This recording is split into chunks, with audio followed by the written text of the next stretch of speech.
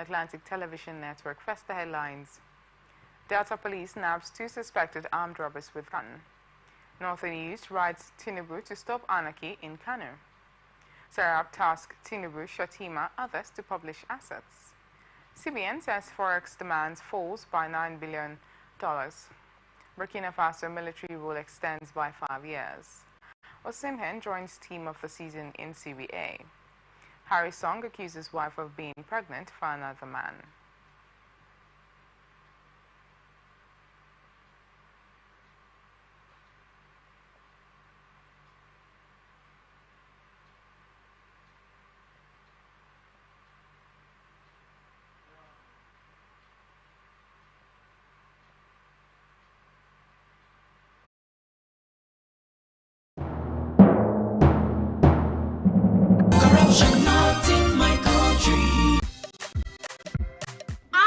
Driver, why you just a jack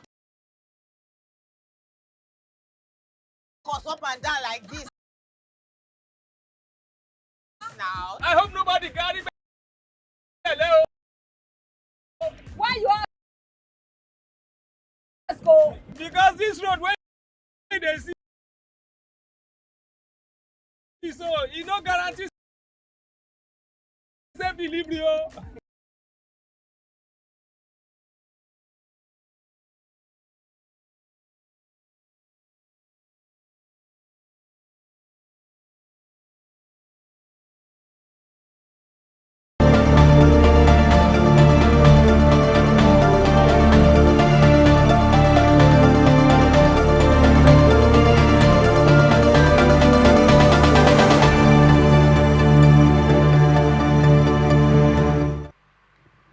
Now the news in details. Civil society group under the aegis of National Light Organization has expressed sympathy with their leader, Chief Mike James Enukwe, over the demise and funeral of his mother, late Deaconess Roslyn Nenda Enukwe, who was laid to rest in their hometown Rumu Amadi compound of Rumudani, Elelenwo in Rivers State. Expressing condolence to the bereaved leader, Chief Mike James, National Light Civil Group, under the leadership of the National Chairman, Chief Peterson, prayed for God to console the deceased family of Enukwe.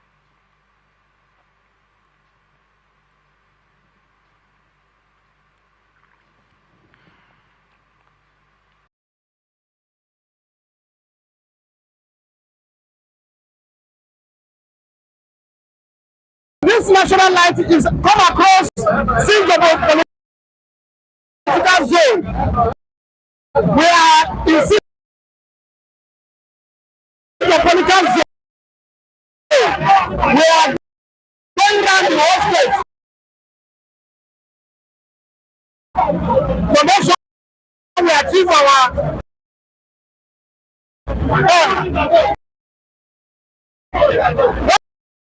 one of our aim today is to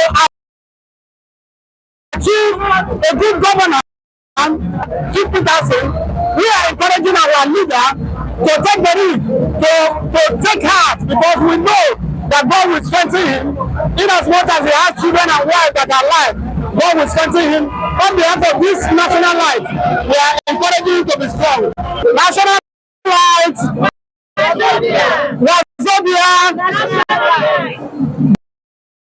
This body is a strong body, is in the national, and here today we are paying a visit to one of our leaders in Rivers State, Chief Mike, that is burying his mother. You can see today that we are here with our national chairman, Chief Peterson, one of Igbo land. He has come here today with us to pay a gossip visit to one of our leaders who is burying his mother today at Elelawa. This national body light is a strong body, non and every part of the country. You can see our leader, Chief Peterson, is present here today. He has to meet up his right to join us here today. On behalf of National Light Organization, led by the National Chairman, Chief Peterson Okuta, said the group is a non-governmental organization with the sole aim of achieving and promoting good governance across the country.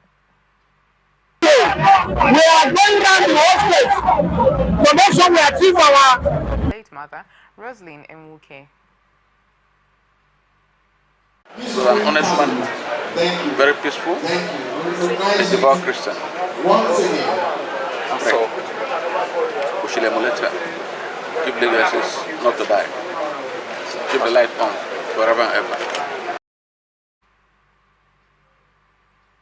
Police operatives from Ekpan Division, Owe local government area of Delta State, have arrested 2 suspected armed robbers who was in possession of a gun. The suspects are Gift New World and Izobo Okwe, the armed robbery gang leader, and were arrested at different locations within Ekpan community. The police recovered a pumping machine, 1 locally made cut-to-size double-barrel gun, and 3 live cartridges from the suspects. Delta State Police Public Relations Officer SP Brighton Dafe, who confirmed the report in a statement signed in Warri, investigation is ongoing. Akwa Ibom State Police Command says its operatives have arrested 4 suspected kidnappers dressed in military uniform after rescuing their victims. The Police Public Relations Officer in the state, ASP Tim Fon John, who disclosed this in a statement issued in Uyo on Sunday, said on May 24th the command received a distress call about a kidnap incident at Utang Street by Gibbs Street in Uyo Metropolis. The PPRO said the command's anti-robbery squad immediately swung into action and mobilized to the scene where the 4 suspects were arrested while they were on their way to kidnap one Richie, a friend of their victim, Abraham Ekpe. According to her, their plan was to take the 2 friends to Odukbani local government area in Cross River, while preliminary investigations revealed that the suspects had earlier kidnapped Abraham Ekpe at Ring Road 3 opposite Cemetery. The PPRO also said they had demanded a ransom of $5 million from their victim, but he could not pay, which prompted them to move to kidnap him. Imo State leadership of the People's Democratic Party says the appeal court will serve them justice in the case of the legal battle surrounding the November 2023 governorship election. The state chairman of the PDP, Chidi Dike, who disclosed this in Owerri while reacting to the last Friday judgment of the Imo Governorship Tribunal that affirmed Governor Hope Uzodinma as the ruling All Progressives Congress as the governor of the state. According to the opposition party, the last tribunal judgment did not reflect the facts as presented by the PDP to the court. For that reason, they would head to the appeal court. He said PDP is a constitutional party and have unflinching confidence in the Constitution of Nigeria and its interpreters in the high echelon of the judiciary. Enugu State Governor Peter Mbah says he has laid the foundation for the construction of a 5-star international conference center hotel in Enugu, the capital state. During the groundbreaking ceremony, the governor also inspected the long-abandoned 5,000-capacity Enugu International Conference Center, which his administration is currently completing and upgrading to modern standards. Speaking during the event, the governor said the 5-star facility, which he described as an investment enabler, was in line with his administration's vision to make Enugu the preferred destination for investment, business, tourism, and leisure, and to grow the state's economy from $4.4 billion to $30 billion in 4 to 8 years. Mbah said his dream was to make Enugu the conferencing headquarters of Africa and also make Enugu State the premier destination for business, investment, tourism, living, and leisure. While emphasizing timely delivery, Mbah said the government had made all necessary arrangements to meet its commitment to the contractors, who must work day and night, as there would be no room for cost variation or time overrun. Enugu State Independent Electoral Commission has fixed Saturday, October 5th, 2024 for local government elections in the state. A statement issued by the chairman of the commission, Professor Christian Ungu, urged all registered political parties to work with the date and directed that election guidelines and other details be collected from the commission's headquarters at Independence Layout, Enugu. He said the commission has shifted the election earlier, fixed for February 24, 2024, following a court order requesting the commission to adjust its original guideline and timetable published in the Official Gazette of Enugu State on 26 September 2023. The postponement was under a High Court Enugu State judgment delivered by His Lordship Justice C.O. Aja in the case of Action Alliance versus Enugu State Independent Electoral Commission. while the Enugu State Independent Electoral Commission has been ordered to make the following adjustments to its original guideline and timetable published in the official Gazette of Enugu State and dated 26 September 2023. Lagos Emergency Management Agency says 5 persons have been rescued and 1 dead body recovered from a collapsed mosque at Papa Ajao Mushin. Dr. Femi Oke Ashani Tolu, Permanent Secretary of LASEMA, who disclosed this, known in a statement in Lagos State, said the incident occurred on Sunday during afternoon prayers.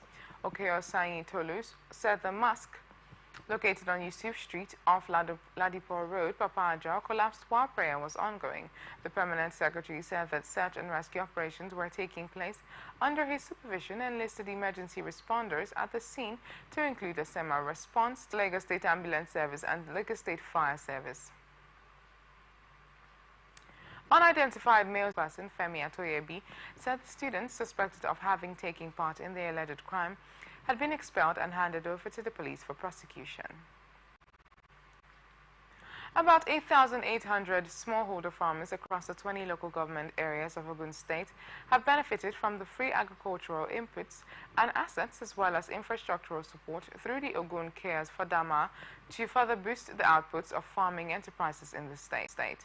Items distributed include 14,000 day-old chicks, 560 bags of chick feed, 209 fish feed, 500 bags of fertilizer, 800 motorized sprayers, and 75 rechargeable knapsack sprayers. Other supports are rehabilitation of 24 roads, including culverts, water drainages, and provision of boreholes for water supply at 4 wet markets where food processing takes place to increase hygiene and reduce food contamination. Presenting the items to the benefiting farmers at Ogun Cares for Dama premises, Ogadep Idi Abba Abiyokuta, Commissioner for Agriculture, Honorable Bolu Owotomo, said the State Governor Prince Tapo Abiodun acknowledges the plight of farmers occasioned by the COVID-19 pandemic and was passionate about alleviating their plight, dealing economic challenges, plant and process food for people's consumption, thus contributing their quota to the government's strive to ensure food security and implore farmers who are yet to benefit from the project to be patient as the distributions are being done in batches, enjoining the beneficiaries to join hands with Fadama team and make judicious use of the items to maximize the inherent profits. Earlier, the Permanent Secretary in the Ministry, Samuel Adegun, while National Program Coordinator Hajia Fatima Aliyu, represented by the Human Resource Analysts, have condemned poisoned meat made for public consumption while describing it as harmful to human health. Speaking on ATN Sunday, a public affairs analyst, Ugochukwu Edenkwo, said it is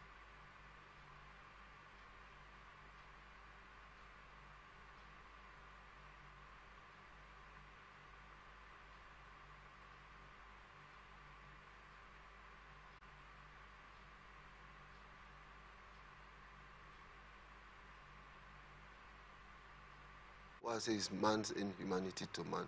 You know that this is not fit for human consumption. Yet, because of some selfish benefits, they went ahead to slaughter the cow for human consumption. But another thing, like I always tell people, it's not nice throwing a stone into the market because you don't know if on that the said day your mother, your sister, your brother's wife could come to the market on that fateful day. So slaughtering this cow. Ugochukwu Odenko also kicked against open grazing as it is capable of exposing the livestock to dangerous feeds and terrain. If we have grazing reserves, this kind of thing will not happen. Because just once if we have grazing reserves, we know that this area is purely reserved for grazing. So you cannot go and consume what has been fumigated. Because we don't have grazing reserve, they allow the cows to roam the streets, to graze on any available land. That's why this is happening. Including people's farmland. Including people's farmland. That's why this happens. This is coming after a report from the Kwara State Ministry of Agriculture and Rural Development revealed that animals grazed were not fumigated with organophosphate chemical before the incident. Kogi State Police Command says it has confirmed the killing of the two abducted students of Confluence University of Science and Technology, Osara. This is coming after armed men suspected to be bandits had on May 9th invaded the school while the students were studying in their classes ahead of their examinations, and unspecified number of students were abducted by the assailants after sporadic shootings. Some of the abducted students were recently released by the kidnappers. The State Police Commissioner Bertrand Onoha, who confirmed the killing of the students when he spoke in Lokoja, described the killing of the abductors as very unfortunate. He did not, however, give the details of the killing, but said the security operatives were on the trail of the abductors to bring them to book. Few days after the Minister of FCT, Yesomweke, approved 3 months free train service for residents, the train, which conveyed dozens of passengers after departing from Kaduna around 8:05 a.m., incidentally derailed at Jere about an hour later. Security operatives, including men of the Nigeria Police and Army, are on the ground to offer support, but 3 carriages went off the tracks. No statement on the incident has been made public on the stranded passengers. Gunmen suspected to be armed Fulani headsmen have kidnapped 4 travelers from a bus and a small vehicle along the School of Remedial Studies junction along Joseph Sawan Taka University Road in Markodi, the Benue State capital. Eyewitness said one of the lucky passengers, who narrowly escaped the attack and did not want his name mentioned, said the headsman blocked the road at the bridge before Alfred Akawe Torkula Polytechnic, Markodi. When the headsman saw the bus, they started shooting at the bus, while a Honda vehicle coming the same direction with the bus conveying 2 ladies also ran into the attack. The woman taken from the bus was later freed due to the life-threatening injuries she sustained. Police personnel were seen rushing to the scene of the incident and later took the injured victims to an undisclosed hospital in Markodi for medical treatment, while comments from the Benue State Police Command on details of the incident did not yield results, as the police public relations officer, Catherine Anene, is yet to make any statement on the matter. Benue State Governor Reverend Father Hyacinth Alia says it is now an offense for families who lost their loved ones to hold burials and other forms of programs beyond 10 p.m. in Benue State. The state governor has also prohibited farming on empty, unfenced plots of land in front of any premises on the street or by the roadside within urban areas during night time or in the state. Governor Alia disclosed this when he signed an executive order establishing the Department of Public Order in the Ministry of Justice to coordinate government policies and matters relating to public order, adding that he inherited a state characterized by widespread criminality and political violence, such as kidnappings, murders, and intimidation against targeted groups or individuals, leading to the emergency of local warlords and militia groups. According to the governor, any breach of the prescribed public rules will amount to a sanction not less than 20,000 naira and not more than 500,000 naira fine or imprisonment, depending on the gravity of the offense. The governor, who was represented by his deputy Sam Ode, said the prescribed public misconduct included disobedience to traffic rules, child labor and exploitation, all forms of prostitution, indiscriminate dumping of refuse on road dividers, as well as open defecation and urination, demanding of marching ground levy from developers building on water channels or structures, including kiosks, shanties on the right of way, hawking or selling of goods of any kind by the roadside or on the road. Kebbi Pilgrims Welfare Board has mourned the death of one of its pilgrims, Tawaka Tibusari Aloko, from Jega local government area. Alhaji Faruku Aliyu Enabo, executive chairman of the board, who disclosed this in a statement in Mecca, Kingdom of Saudi Arabia, said the deceased died on Saturday after a brief illness, adding that her funeral prayer and burial took place at the Al Masjid Al Haram, according to Islamic rites, on the same day. The chairman, on behalf of the Kebbi state government, extended his heartfelt condolences to her immediate family, Kebbi Pilgrim, and the entire people of the state. Aliyu Enabo prayed to the Almighty Allah to forgive her shortcomings and grant her Jannatul Firdaus. Protesters are currently on the streets of Gaya, one of the 5 emirates affected by the repealed Kano Emirates Council law. This is coming after the New Nigeria People's Party controlled House of Assembly had repealed the law which ex-governor Abdullahi Ganduje used to dethrone Alhaji Muhammadu Sanusi II in 2020. Assenting to the law, Governor Abba Yusuf said that the solution followed the 4 extra emirates created by Ganduje, which are Rano, Gaya, Karaye, and Bichi Emirates. The governor also ordered all the monarchs, including Alhaji Ali Ibrahim Abdul Qadir, Emir of Gaya, to hand over to Comrade Abdul Salam Gwarzo, Deputy Governor, who oversees the Ministry of Local Government and Chieftaincy Affairs. Arewa Social Contract Initiatives, a non-governmental organization, has charged the dethroned Emir of Kano, Aminu Ado Bayero, to vacate the ancient city in the spirit of peace and stability. The group, who summoned an emergency meeting of the 19 northern states in Kano, worried that the sudden return of the dethroned Emir Bayero to Kano after packing his belongings was cooked to ignite serious civil unrest in the city. The national chairman of the group, Sani Muhammad Dama, said while reading the communique of the meeting in Kano, said that Aminu Ado Bayero's actions have clearly negated the tradition of the Emirate Council, which he belongs to. He reminded Bayero that history would never be kind to him if he stood as the source of uncertainty and chaos which might consume many lives in the state, and also advised Aminu Ado Bayero to borrow a leaf from his siblings and even his very close brother, the Emir of Bichi, Nasiru Ado Bayero, for quietly vacating Kano and without making anything that would jeopardize peace. The Arewa Social Contract Initiatives reminded him that when Governor Abba Kabir Yusuf was campaigning, he had promised Kano people that if elected, he would narratives of Kano Emirates from what he believes is a distortion to where it was before the creation of the edition. Amid the ongoing power tussle in the Kano Emirate, the leadership of the North Youth Assembly, known as Majalis Matasan Arewa, has written an open letter to President Bola Tinubu urging him to be wary of some people in his administration planning for anarchy in Kano State. The letter, dated and signed by the group's president, Dr. Ali Idris, and its Secretary General, Dr. Garba Abdul Hafiz, was copied to the United Nations Office, Abuja, European Union Embassy, the Economic Community of West African States, British High Commission, Abuja, among others, adding that the state's change in the Emirate law was a product of the law passed by the State House of Assembly, stating that any attempt to subvert such law would only result in chaos. It also said the process to exercise constitutional rights may include making new laws, amending the existing law, and repealing the existing laws, adding that the State House of Assembly equally exercise such legislative powers by repealing the same law and dissolve the newly created 4 additional emirates in the state, while the executive governor of Kano State, Abba Yusuf, equally assented to the new repealed law.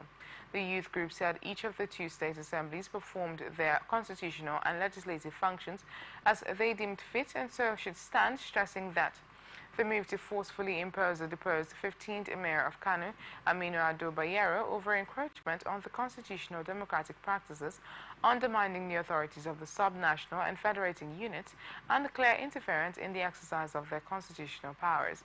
The youth said the ugly development is not only an embarrassment to the federal government, and further warned not to sabotage democratic authorities by usurping the constitutional rights, authorities and powers of the sub-national democratic structure, stressing that Governor Abba Yusuf had reinstated Muhammadu Sanusi II as the 16th Emir of Kano.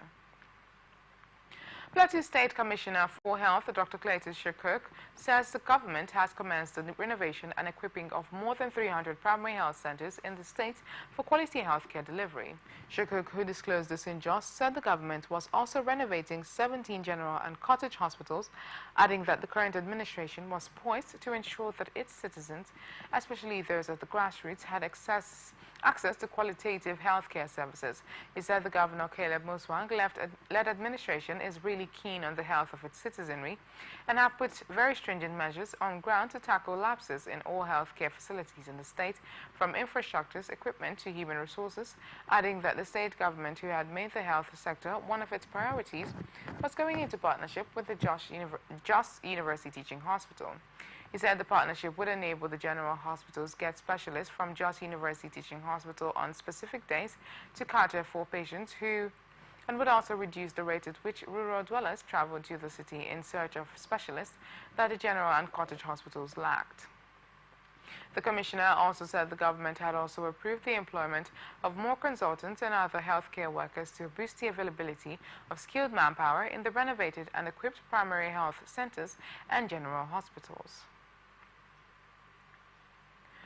Police in Jigawa State have arrested 2 suspects for allegedly threatening to kidnap a businessman and members of his family. Police spokesman DSP Lawan Shisu Adam, who confirmed the arrest in a statement, said the police in Jigawa State have arrested 2 suspects for allegedly threatening to kidnap a businessman and members of his family. He said after receiving the report, policemen attached to the Bikudu division swung into action, and on interrogation, the suspects confessed to the commission of the offense, and the SIM pack of the number used in calling the complaint was recovered from them. The suspects were transferred to SCID Duse for a discreet investigation. Stakeholders and members of North Central All Progressives Congress are calling for the establishment of the North Central Development Commission to address issues affecting the region. In separate speeches at the APC North Central Zonal meeting held in Lafia, the stakeholders said the region had been hit by too many crises, while stressing the need for establishment of the commission. The leaders also called for the dredging of River Niger, resuscitation of the Ajokuta Steel Complex, respect for the rights of the APC lawmakers in Plateau under the law, and more A-list appointments for party loyalists from the region, and listed other issues affecting the region like infrastructural deficits, banditry, flooding, and other violent crimes, adding that they constituted a great setback to the subsistence and large-scale farming, and also commended President Bola Tinubu for his impressive handling of national issues, including the reforms which the meeting observed would enhance sustainable development. Governor Hyacinth Ali of Benue said the region was yet to recover from the 2022 flood that damaged crops and livestock and displaced hundreds of thousands of people across the region, while Governor Usman Ododo of Kogi State aligned himself with his colleagues, saying the region needs synergy to tackle the myriad of issues affecting it. On his part, Governor Abdullahi Sule of Nasarawa State called for more unity and collaboration among leaders for the purpose of achieving collective goals of development, peace and security in the region, while Abdulrazak of Kwara State, who is the Nigeria Governors Forum chairman and APC coordinating governor for the North Central, said the meeting was called to thank members and stakeholders for the support of the party, foster unity among stakeholders, and discuss issues of human and infrastructure development affecting the region. Federal government says 37,000 jobs will be created in the geriatric care industry being set up by the National Senior Citizens Center. The Director General of the Center, Dr. M.M. Omokaro, who disclosed this in Abuja on the first anniversary of President Bola Tinubu, said in the past year of Tinubu-led administration, the National Senior Citizen Center had been able to build a system of caregiving to older people as a skill in the fields of health and social care. Omokaro said the first time in history of Nigeria, a document has been developed by the National Senior Citizens Center bringing sanity into the field of geriatric social care. According to her, when the scheme is fully rolled out, no fewer than 1,000 geriatric caregivers would be trained and engaged in each abroad without prerequisite training at home, adding that within the Nigeria skills framework, there is a demand that necessitated the setup of a geriatric. Federal government, through the Federal Ministry of Education, has set a limit on temporary appointment in federal government-owned universities, polytechnics, and colleges of education to academics in professorial and senior lecturer cadre. In a letter to the Permanent Secretary, Federal Ministry of Education, D.D. Watson-Jack, to the National Universities Commission, National Board for Technical Education, and National Commission for Colleges of Education, said the issue of employment for the replacement of retired and dead academics and non-academic staff members of federal tertiary institutions have been a matter of debate following what stakeholders have described as challenges posed by the IPPIS system. The Union of the Federal University of Agriculture, Abeokuta, Ogun State, said over 350 academics now ensure full compliance with the laws and conditions of service of the institutions and other applicable laws and circulars for effective and efficient governance, and no tertiary institution shall employ any category of staff not provided for in its budget for the particular year.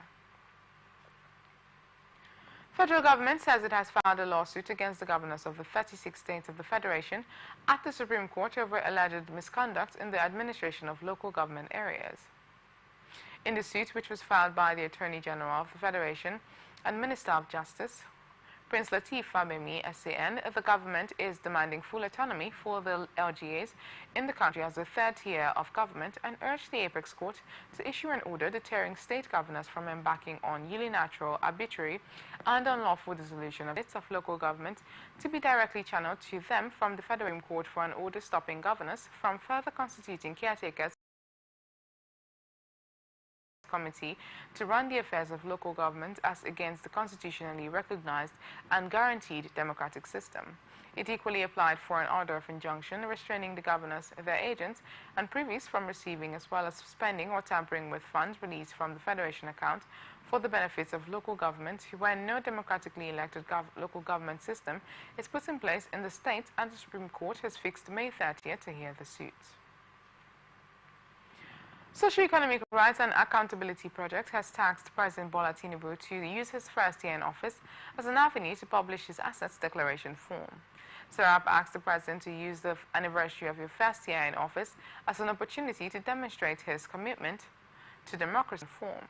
A statement issued on Sunday by its Deputy Director Kolawole Oluwadare urged to encourage his Vice President Kashim Shettima, ministers and state governors to also widely publish their assets declaration forms. The statement also said the development would promote public trust and establish a system of transparency, accountability, and public participation. Tinubu also urged Tinubu to urgently propose a constitutional amendment declarations form before, during, and after serving in public office. SERAP in his statement indicated that openness and transparency in the details of asset declaration forms of high-level public officials will strengthen the country's democracy and promote accountability at all levels of government. You are watching the Global News on Atlantic Television. Across the ocean to the land beyond the Sahara, we bring on-the-spot news, live analysis, expert discussion, trending stories in politics, business, socio-economic. Across the ocean to the land beyond the mountains, through the Sahara, we bring on-the-spot in politics, business, socio-economy, sports, and documentaries. So catch all the updates on ATN.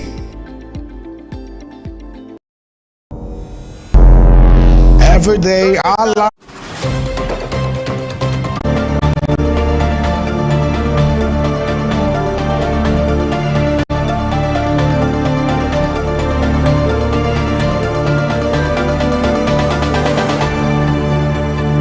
Welcome back. This is the Global News on Atlantic Television Network. Now the rest of our stories. As part of efforts to achieve universal health coverage, the federal government has set aside a total of 260 billion naira to revive primary health care centers across Nigeria. The Minister of Health and Social Welfare, Professor, while giving account of his stewardship in the last 1 year, said the revitalization includes expansion to refurbish centers, equip them and make them fully functional to deliver essential services. Party said the revitalization became necessary as it is in line with the President's directive to drive home his renewed hope agenda. He also said the fund is currently available